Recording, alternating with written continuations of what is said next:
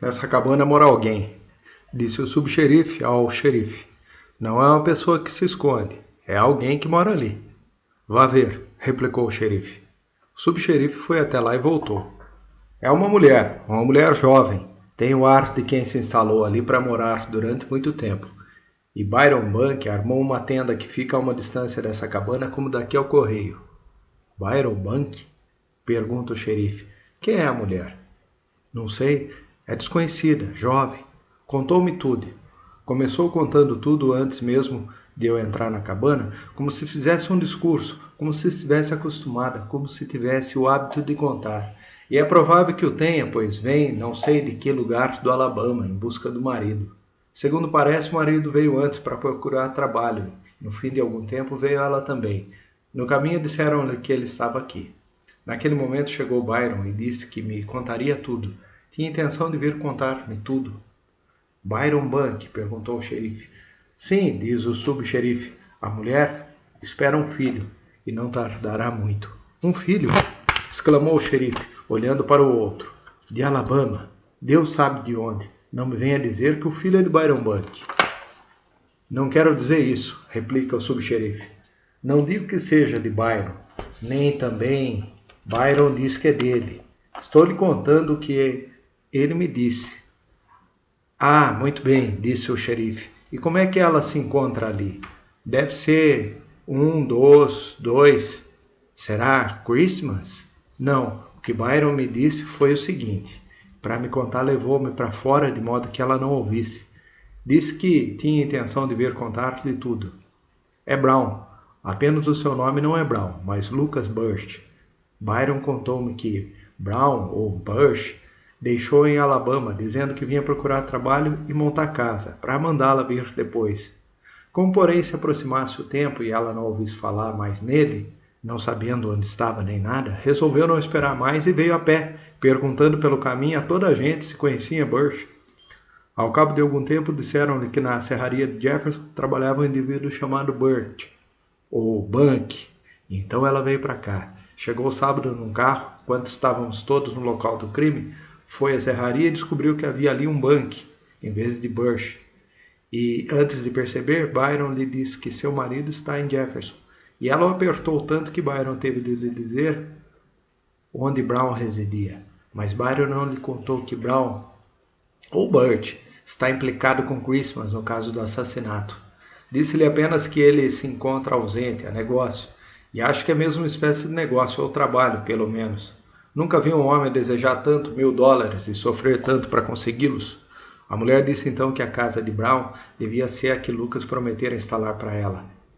Mudou-se, pois, para lá e espera que Brown volte desse negócio em que está empenhado. Byron disse que não podia impedir isso, pois não desejava contar-lhe a verdade acerca de Brown depois de já lhe ter, a bem dizer, mentido. Disse que tencionava vir contar-lhe tudo. Apenas o senhor averiguou tudo muito depressa antes que ele a tivesse instalado convenientemente. Lucas Bunch? Pergunta o xerife. Também fiquei um pouco surpreendido, diz o subxerife. Que pretende o senhor fazer? Nada, replica o xerife. Não irei fazer mal a ninguém por aqui. E a casa não é minha para que eu possa expulsá-la de lá. E como Byron disse a ela, Burt ou Brown, ou como quer que se chame, vai ficar ocupado ainda durante algum tempo. E o senhor pretende falar com Brown a respeito dela? Não, diz o xerife. Não tem nada a ver com isso. Não me interessam as esposas que ele possa ter deixado em Alabama ou em qualquer outra parte. O que me interessa é o marido que, segundo parece, ele arranjou desde que veio para Jefferson. O subxerife solta uma risada. É verdade. Depois fica sério e pensativo. Parece-me que, se não ganhar os $1000, o homem morre. Acho que não os ganhará, diz o xerife. Às 3 da manhã de quarta-feira, um negro entrava na cidade, montado numa mula, sem sela, e dirigindo-se à casa do xerife, o acordava. Vinha diretamente de uma igreja de negros, situada a 20 milhas, na qual se realizava uma reunião de renovação espiritual. Naquela noite, quando se cantava um hino, viram um homem de pé na porta. A porta não estava fechada, nem sequer encostada, e o homem, ao que parecia, agarrar pela maçaneta, atirando-a de encontro à parede e produzindo um estrondo tal que ecoou entre as vozes harmoniosas como um tiro de revólver. O hino cessou bruscamente. O homem foi andando para a nave e se aproximou do púlpito, onde o pregador se inclinava, com as mãos no alto e a boca ainda aberta. Os fiéis viram então que era um branco. Na sombra densa, semelhante à de uma caverna, que duas lâmpadas de azeite ainda mais acentuavam, não puderam dizer que homem era aquele, enquanto não o viram chegar ao meio da nave. Viram então que o semblante não era preto. Uma mulher começou a gritar, e os que se encontravam atrás pularam e puseram-se a correr para a porta. Outra mulher que se encontrava no banco das carpideiras, já em estado de semi-histeria, pôs-se de pé num pulo, rodopiou e encarou-o por um momento, revirando os olhos, e berrou: "É o capeta! É o Satanás em pessoa!" Depois deitou a correr sem ver mais nada. Lançou-se sobre um homem. Este atirou-a no chão e, sem parar, passou por cima dela, dirigiu-se para o púlpito e deitou a mão ao ministro, enquanto aquelas caras, ainda boquiabertas, depois do canto, se abatiam apavoridas diante dele. "Ninguém o deteve", disse o mensageiro. "Acontece tudo muito depressa. Ninguém sabia quem era o homem ou o que desejava. Não se sabia de nada. As mulheres gritavam, soltavam alaridos. O homem caminhou-se diretamente para o púlpito e agarrou o irmão Bendyberry pelo pescoço, procurando tirá-lo do púlpito. Vimos então que o irmão Bendyberry falava com ele, procurando acalmá-lo, e ele a puxar o irmão e a bater no rosto. As mulheres soltavam tais berros que não se ouvia o que o irmão Bendyberry dizia, mas via-se que não retribuía os socos. Finalmente, alguns dos velhos auxiliares do ministro se aproximaram do agressor, tentando falar-lhe. Então o homem soltou o irmão Bendyberry, voltou-se e atirou-se contra o pai Thompson, que tem 70 anos, e o fez cair sobre o banco das carpideiras. Em seguida agarrou uma cadeira, fê-la girar e atirou-a sobre os outros, que retrocederam. Toda a gente continuava gritando e tratando de safar-se. O homem subiu ao púlpito, do qual descera pelo outro lado o irmão Bendyberry, e postou-se ali, de mãos erguidas, como um pregador. Tinha a camisa e as calças enlameadas e o rosto enegrecido pela barba. Começou a amaldiçoar toda a gente, aos brados, e a blasfemar com uma voz que se ouvia acima dos gritos das mulheres. Alguns fiéis procuraram conter Ross Thompson, com 1,80 m de altura, filho da filha do velho Thompson. Empunhava uma navalha e vociferava: "Deixe-me! Mato-o!" Bateu no meu avô: "Mato-o! Deixe-me, por favor, deixe-me!" E toda a gente corria fugindo, atropelando-se na nave e na porta, e o homem sempre a blasfemar no púlpito. Levaram Ross à força, mas ele continuava a pedir que o soltassem. Finalmente tiraram Ross dali e nós nos escondemos no mato, enquanto o homem continuava a proferir maldições e berros no púlpito. Afinal desceu, passado algum tempo, e vimos-lo aparecer na porta. Tiveram de conter Ross novamente. O homem ouviu de certo o escândalo provocado pelos que procuravam conter Ross, porque começou a rir. Permaneceu na porta, de costa para a luz, rindo alto. Em seguida começou novamente a blasfemar, e vimos-lo agarrar um banco e lançá-lo para o fundo. Ouvimos o ruído que uma das lâmpadas fazia ao partir-se. Daí a pouco estourou a outra. A igreja ficou às escuras e não pudemos mais ver o homem. No lugar onde seguravam Ross, ergueu-se um tumulto terrível. Gritavam: "Segurem-no! Peguem-no! Peguem-no!" Depois alguém gritou: "Ele fugiu!" E percebemos Ross correr para a entrada da igreja. O sacristão Vines disse-me: "Ross vai matá-lo. Monte numa mula e vá procurar o xerife. Conte-lhe o que viu." "E ninguém o molestou, capitão", disse o negro. "Nem ao menos sabemos como se chama. Nunca o vimos. Fizemos o possível para deter Ross, porém ele é um homem muito forte, e o desconhecido derrubara seu avô que tem 70 anos. E Ross tinha à mão uma navalha e pouco lhe importava ferir alguém para abrir caminho até a igreja onde o branco se encontrava. Deus sabe que fizemos o possível para segurar Ross." Foi isso que ele contou, pois era o que sabia, e partiu imediatamente. Não sabia o negro que no momento em que contava aquilo, Ross jazia sem sentidos numa cabana com uma fratura no crânio, produzido pelo golpe que Christmas lhe deu no escuro, atrás da porta, com o pé do banco, quando ele irrompera pela igreja adentro. Christmas não deu senão um golpe violento, feroz, vibrando na direção do ruído de passos e a sombra volumosa que a precipitara pela porta, e ouviu Ross cair com estrépito sobre os bancos virados. Sem se deter, Christmas saltou para o chão e permaneceu de pé um momento, segurando ainda o banco. Nem sequer ofegava, estava perfeitamente calmo. Não suava, invadia-o a frescura da escuridão. O adro da igreja era um pálido crescente de terra pisada e revolta, encerrado entre matos e árvores. Ele sabia que o mato estava cheio de negros. Podia sentir-lhe os olhares. Então, estão olhando. Pensava Christmas. Nem ao menos sabem que não me podem ver. Respirou profundamente e notou que segurava o pé do banco de uma maneira curiosa, como que procurando mantê-lo em equilíbrio, como se antes não tivesse tocado nele. Farei nele um corte amanhã, pensou. Encostando cuidadosamente à parede, tirou de dentro da camisa um cigarro e um fósforo. Ao acender o fósforo, fez uma pausa e, enquanto a chamazinha amarela se avivava, voltou ligeiramente a cabeça. O que ouviu foi um tropel de cascos de cavalo. Percebeu que os cascos se aproximavam mais e se tornavam vertiginosos, logo diminuindo. Uma mula, disse em voz alta, mas não muito. Vai à cidade levar a boa notícia. Acendeu o cigarro, tirou longe o fósforo, permaneceu quieto, fumando.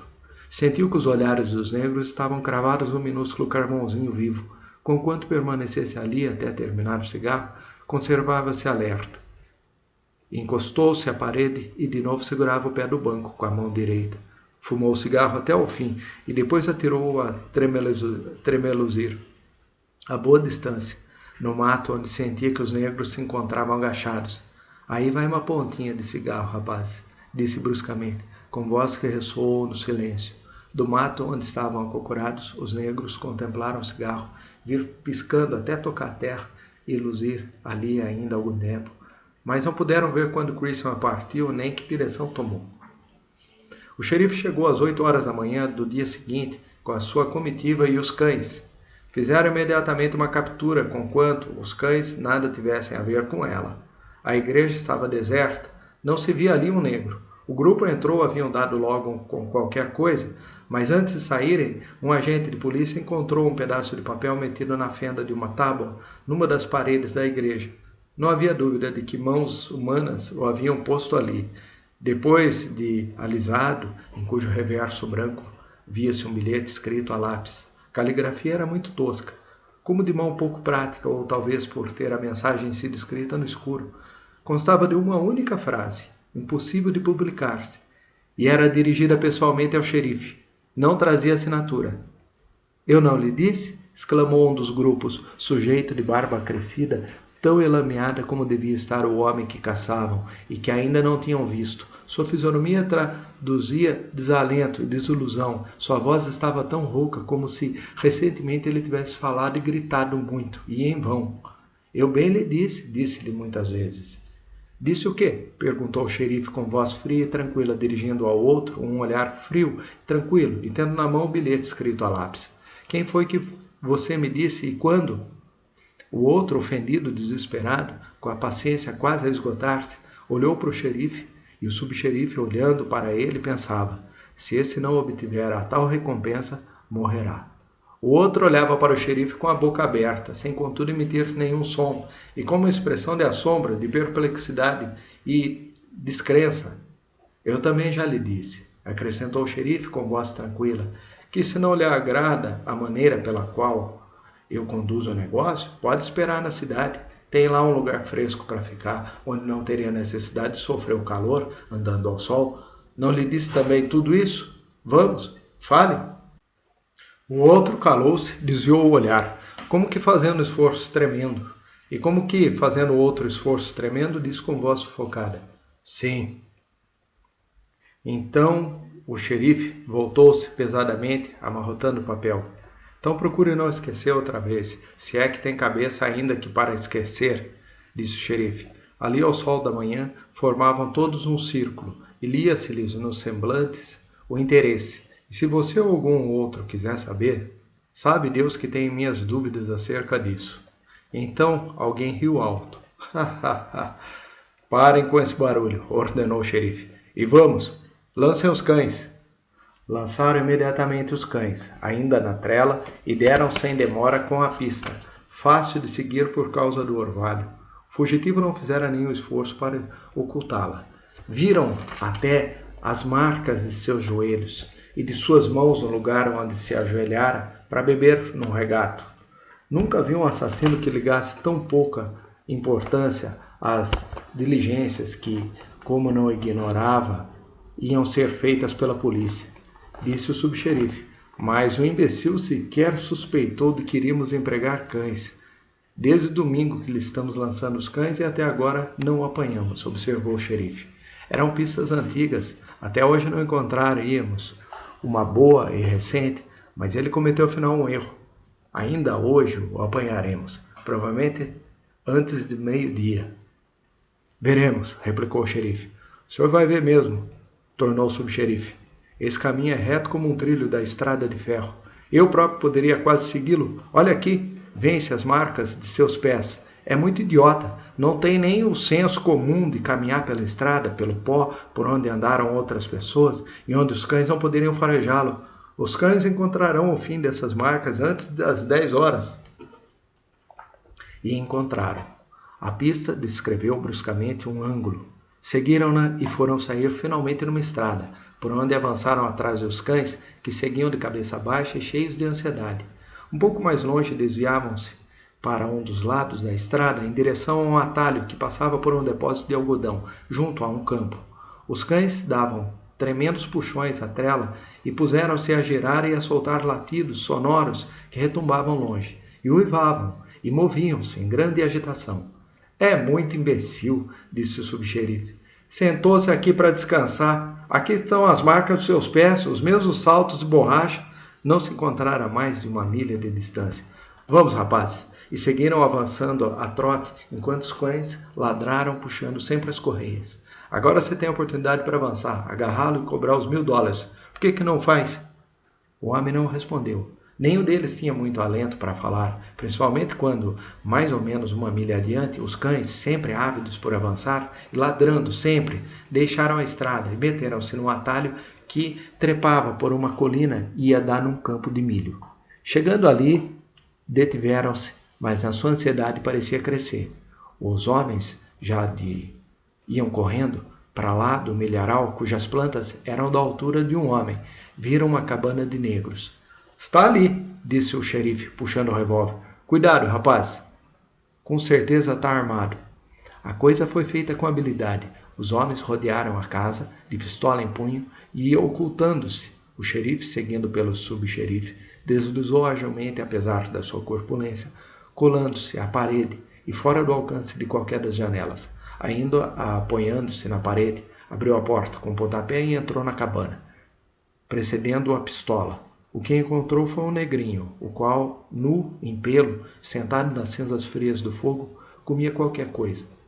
Segundo parecia, estava só, mas um momento depois apareceu à porta de dentro uma mulher que, boca aberta, quase ia deixando cair uma panela. Calçava um par de sapatos de homem, que um dos do grupo identificou como pertencendo ao fugitivo. A negra falou-lhes de um branco com o qual se encontrara na estrada ao amanhecer e que trocara os seus sapatos pela borzeguins que ela então calçava e que eram de seu marido. O xerife ouviu atentamente. Isso aconteceu perto de um depósito de algodão, não é verdade? A negra respondeu afirmativamente. O xerife tornou-se a reunir-se aos seus homens e aos cães e olhou para esses, enquanto os homens lhe fariam perguntas e logo se calavam, olhando para ele. Os homens viram o xerife guardar o revólver e dar um forte pontapé em cada um dos cães. Leve esses 2 patifes para a cidade! Mas o xerife era um bom funcionário. Sabia tanto quanto seus homens que voltaria ao depósito de algodão, onde julgava que Christmas estaria escondido durante todo aquele tempo, embora soubesse que já não o encontraria quando por lá parasse de volta. Tiveram um grande trabalho para afastar os cães da cabana, e já os envolvia a ardente luminosidade do dia quando rodearam com cautela e habilidade o depósito de algodão e invadiram de pistola em punho, lá não encontrando mais que uma ratazana assombrada e morta de medo. Contudo, o xerife mandou que trouxessem os cães. Os 2 bichos tinham recusado aproximar-se do depósito e abandonaram a estrada, dando puxões às coleiras. numa resistência medonha, e com as cabeças voltadas simultaneamente, indicando a estrada que conduzia à cabana de onde os havia retirado à força. Foram precisos 2 homens para levá-los ao xerife, e uma vez afrouxadas as correias, deram um salto e se precipitaram para rodear o armazém. Passaram por cima das marcas que as pernas do fugitivo haviam deixado na erva ainda empapada de orvalho que crescia na sombra do armazém e, dando saltos e puxões, lançaram-se de volta à estrada, arrastando os homens numa extensão de uns 50 metros, até que esses conseguiram enlaçar as correias numa árvore e detê-los. Dessa vez o xerife nem se dignou dar-lhes um pontapé. Por fim, o ruído e os alarmas, o intrépido e a fúria da caçada foram morrendo, até que ficaram fora da sua percepção. Christmas não se encontrava no depósito de algodão, quando o homem e os cães passaram, conforme acreditava o xerife. Ele não se detevera ainda mais que o tempo necessário para atar os sapatões, uns sapatões pretos que cheiravam a negro e pareciam pedaços de minério de ferro arrancados com um machado pouco afiado. Olhando para os sapatos grosseiros de aspecto informe, disse entre os dentes, sim, e julgava-se ver-se, acossado finalmente pelos brancos até o abismo negro que o esperava, que durante 30 anos procurara tragá-lo e no qual, enfim, realmente entrava. Amanhece. É a aurora, é aquela fase de suspensão cinzenta e solitária em que só se percebe o despertar dos pássaros, que se opera com sossego e ainda há medo. O ar inalado nos pulmões é como água de fonte. Christmas aspira lenta e profundamente, e a cada respiração sente que se dissolve no cinzento neutro e se funde com a solidão e a tranquilidade que jamais conheceram a fúria do desespero. Era isso que eu queria. Pensa com espanso, tranquilo e sossegado. Foi isso que desejei durante 30 anos. Não é exigir demasiado durante 30 anos. Desde quarta-feira não dormira muito. E chegou a outra quarta-feira e passou sem que ele desse por isso. Quando pensa no tempo, parece-lhe que durante 30 anos viveu dentro de uma estacada de dias. As estacas de uma cerca providas de nomes e número. E que uma noite fora dormir e ao despertar viu-se fora dela. Desde que fugira naquela sexta-feira e seguindo o antigo costume, tentou durante algum tempo não perder a conta dos dias. Uma vez, depois de ter dormido toda uma noite sobre o monte de feno, acordou a tempo de contemplar o despertar da fazenda. Antes do amanhecer, viu que se acendia na cozinha uma luz amarelenta e, logo depois, no cinzento, que continuava a ser escuridão, ouviu o ruído seco de um machado e a bulha produzida por homens que se moviam por entre os animais que começavam a despertar num estábulo próximo. Depois sentiu o cheiro de fumaça, de comida sadia e quente. Começou a repetir consigo, não como desde, procurando recordar quantos dias tinha decorrido desde aquela sexta-feira na qual jantara em Jefferson. Assim ficou, sem tugir nem mugir, à espera de que os homens acabassem de comer e fossem para o campo, e com isso foi-se-lhe a lembrança do alimento, parecendo de mais importância do dia da semana. Porque quando os homens se foram ao final e ele saiu, já esplendendo no alto um sol cor de junquilho, e se dirigiu à porta da cozinha, não pediu comida, tinha intenção de pedi-la. Podia perceber as rudes palavras enfileiradas no seu espírito, já quase na ponta da língua, mas quando a mulher descarnada e coriácea chegou à porta e olhou para ele, Christmas leu-lhe nos olhos o susto e o medo, veio-lhe uma vaga suspeita de que ela o reconhecia. E enquanto pensava, sabe quem eu sou? Ouviu falar a meu respeito? Escutou sua boca proferir tranquilamente. Pode dizer-me em que dia da semana estamos? Desejo saber que dia é hoje. O rosto e o corpo da mulher eram tão magros e tão incansáveis como o rosto e o corpo de Christmas. Ela disse, vai embora daqui, é terça-feira, vai embora daqui, vou chamar meu marido. Christmas disse, obrigado, em voz baixa, ao mesmo tempo em que a porta se fechava com estrondo, e logo depois estava correndo. Não se lembrava de que começara a correr.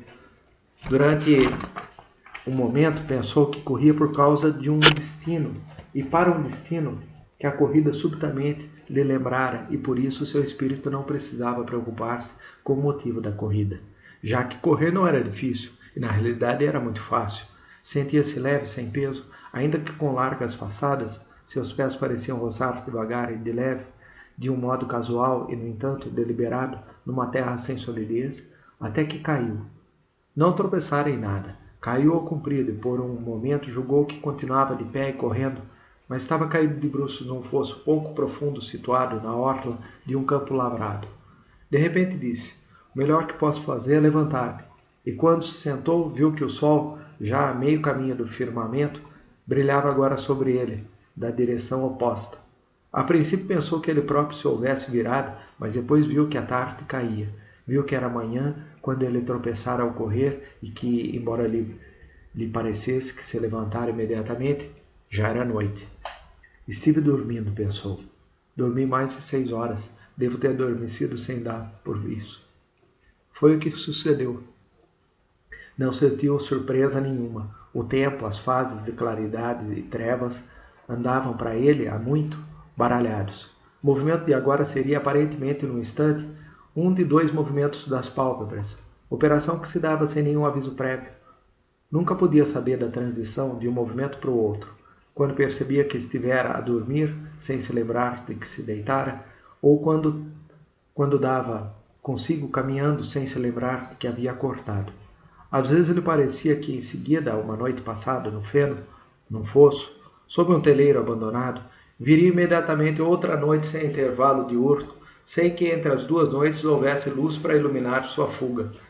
Que a um dia se seguira um outro cheio de correrias e pressas, sem que entre eles houvesse noite nem intervalo para o descanso, como se o sol, em vez de se pôr, tivesse dado volta no céu antes de chegar ao horizonte e tornado a empreender o mesmo caminho.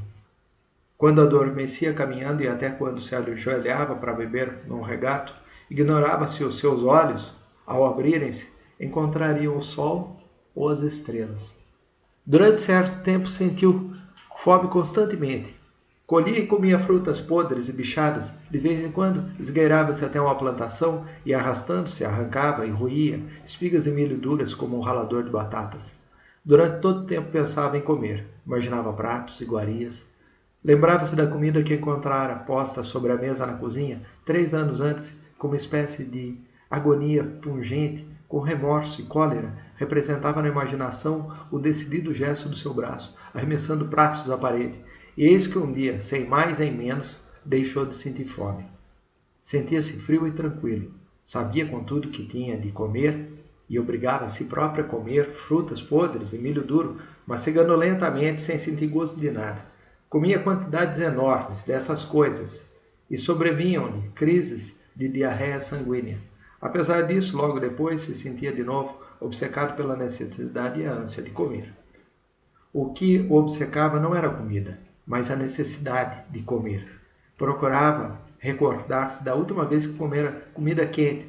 Lembrava-se vagamente de uma casa ou cabana situada a algures. Não se recordava bem se era casa ou cabana, se de brancos ou de negros. Depois, quando se punha muito quieto, sentado, com um ar de perplexidade na cara chupada de doente, na qual a barba ia crescendo, cheirava a negro, na sua imobilidade, sentado junto de uma árvore à beira de um regato, tranquilo, via e cheirava pratos de negros, comida de negros. Era numa sala, não se recordava como havia chegado ali. Pairava no aposento uma atmosfera de fuga, de repentina consternação, como se alguém o tivesse deixado há pouco, transido de pânico. Encontrava-se sentado diante de uma mesa, na solidão, num silêncio povoado de fuga, e eis que havia comida diante dele, aparecida subitamente entre compridas mãos, negras e ágeis, que também fugiam no ato de pôr os pratos. Entre os ruídos da mastigação e do engolir, parecia-lhe ouvir, sem os ouvir, gemidos de terror, de angústias, mais apagados do que suspiros. Dessa vez era uma cabana, pensou. Eu tinha medo. Medo de seu irmão. Naquela noite sobreveio a seu espírito uma coisa estranha. Deitou-se para dormir e não dormia. Não parecia ter necessidade de dormir, como quando fazia com o estômago sentisse em aceitar uma comida que parecia não desejar nem necessitar. Era uma coisa estranha no sentido de que para ele não podia encontrar nenhuma origem, motivo ou explicação. Percebeu que procurava calcular o dia da semana, como se sentisse afinal a necessidade urgente de aspar os dias passados com um propósito certo, algum dia ou ato determinado, sem se atrasar nem ultrapassar o tempo. Amanhece. O sol vem saindo. Christmas levanta-se, desce até a fonte, tira do bolso a navalha, o pincel e o sabão, como está ainda muito escuro para poder enxergar com nitidez o rosto na água, senta-se junto à nascente e espera até poder ver melhor. Depois saboa pacientemente a cara, sentindo a frialdade da água, tem a mão trêmula, apesar da pressa, sente uma frouxidão que o obriga a um esforço não pequeno. A navalha não corta. Christmas procura amolá-la num dos sapatões, mas o couro está duro como pedra e molhado de orvalho. Barbeia-se como pode. Treme-lhe a mão. A coisa não é muito fácil. Corta-se 3 ou 4 vezes e procura estacar o sangue com água fria. Abandona ali os petrechos de barbear e empreende a marcha. Segue uma linha reta, desprezando caminhos pelos quais andaria com mais facilidade. Pouco depois chega a uma estrada a cuja beira se senta. É um caminho pacato que aparece e desaparece, quase sem que se dê por isso, e no qual a poeira, esbranquiçada, mostra apenas marcas estreitas e pouco frequentes de rodas, de cascos de cavalos e mulas, e de vez em quando de pés humanos. Sentado ali sem paletó, cobertas de lama e cheias de nódoas as calças outrora tão bem vincadas, e a camisa que já fora tão nova, a cara magra, salpicada de tufos de barbas e de sangue seco, vem-lhe uns estremeções de fadiga e frio enquanto o sol se ergue e o aquece. No fim de algum tempo aparecem na curva da estrada 2 negrinhos que caminham em sua direção. Não o veem senão quando ele fala. Estacam repentinamente e reviram os olhos. Que dia da semana é hoje? Repete Christmas. Os pequenos olham e não respondem. Christmas meneia levemente a cabeça. Vão embora, diz-lhe, e eles vão embora.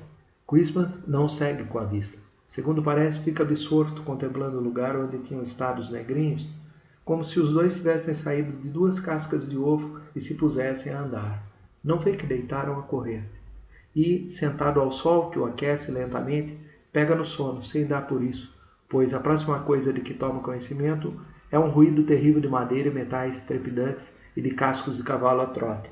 Abre os olhos a tempo de ver o carro que desaparece na curva. Os ocupantes do carro se voltam e olham para ele por cima do ombro. E o carreiro levanta a mão que segura o chicote e a deixa cair. Também esses me reconheceram, reflete Christmas. Esses e aquela mulher branca, e os negros daquele lugar onde comi ontem. Qualquer deles poderia capturar-me, se é o que querem. Uma vez o que todos querem é prender-me. Mas a primeira coisa que fazem é correr. Todos querem que eu seja capturado, mas quando me apresento disposto a dizer, aqui estou, sim, eu diria, aqui estou cansado de correr, cansado de ter que carregar a vida como se fosse uma cesta de ovos. Deitam a correr. É como se houvesse um processo de capturar e só o devessem fazer de acordo com esse processo. Por isso mete-se de novo no mato. Dessa vez está alerta e ouve o barulho do carro antes que ele apareça à vista. E não se mostra enquanto não tenha o carro à sua frente.